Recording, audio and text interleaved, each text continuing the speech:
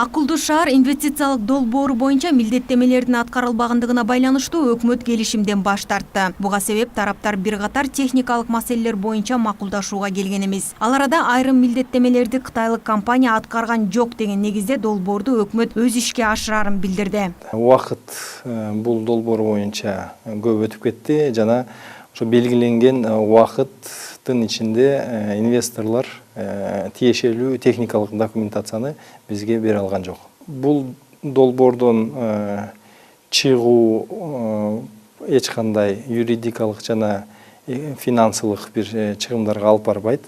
Анткени бул долбоор ишке ашырылышы үчүн толук техникалык документациялар болгондон кийин гана күчүнө кирмек. Акылдуу шаар программасы өлкөдөгү жол кырсыктарынын санын кыскартуу, кылмыштардын бетин ачуу жана террордук коркунучтардын алдын алууга багытталган. Көз карандысыз эксперт Мирлан Өмүралиевдин айтымында келишим күчүнө кире электигине байланыштуу инвестициялык келишимдин аракетин жокко чыгарууда өкмөт кандайдыр бир юридикалык, экономикалык жактан зыян тартпайт. Кээ бир компоненттер ишке ашырылып келип жатат. Бул жерде бизнес өкүлдөрү дагы өз салымын кошуп, акырынан ишке ашып жатат. Өзүңүздөр карап көрсөңүздөр, бизде Кыргызстан Бишкекте 2-3 жылдан бери бас KG деген мобилдик тиркеме бар. Ал жерден кайсы пункт Адан пункт Бга чейин кайсы коомдук транспорт жүрө алганын көрө алсаңыздар болот. Баягы Бишкек шаарынан чыга бериш жагында, күнбатыш жагында дагы камера орнотулуп, эмени жол эрежесин бузгандарды карап турган камералар бар. Андан сырткары шаар ичинде ар кайсы жерлеринде турган биздин Ала Тоо аянтында турган видео көзөмөл кылуучу камералар да коюлуп келген буга чейин.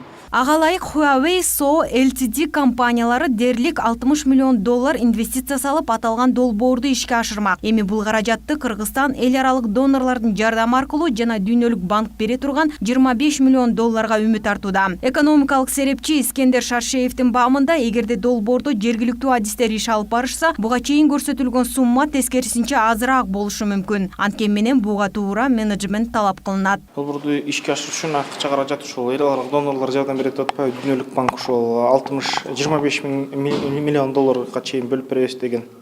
25 миллион. Эми буну эгерде биздин жергиликтүү специалисттер жасаса, колдон эле келет.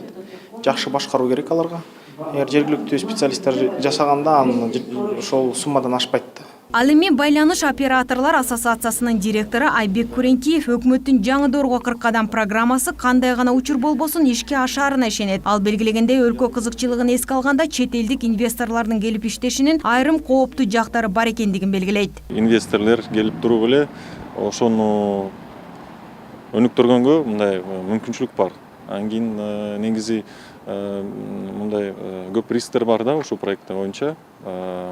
Персональный данные боюнча, лицензиялар боюнча, анан кийин ошо внутренний разработчиктерди ошол проектте чакырсак, ошо алар, мен ойлойм, операционный издержкаларды азайып, капитальный издержкаларды азайып, негизи проект более мындай привлекательный, өкмөт катары, потребитель, граждан катары мындай жакшыраак болот деп ойлойм да.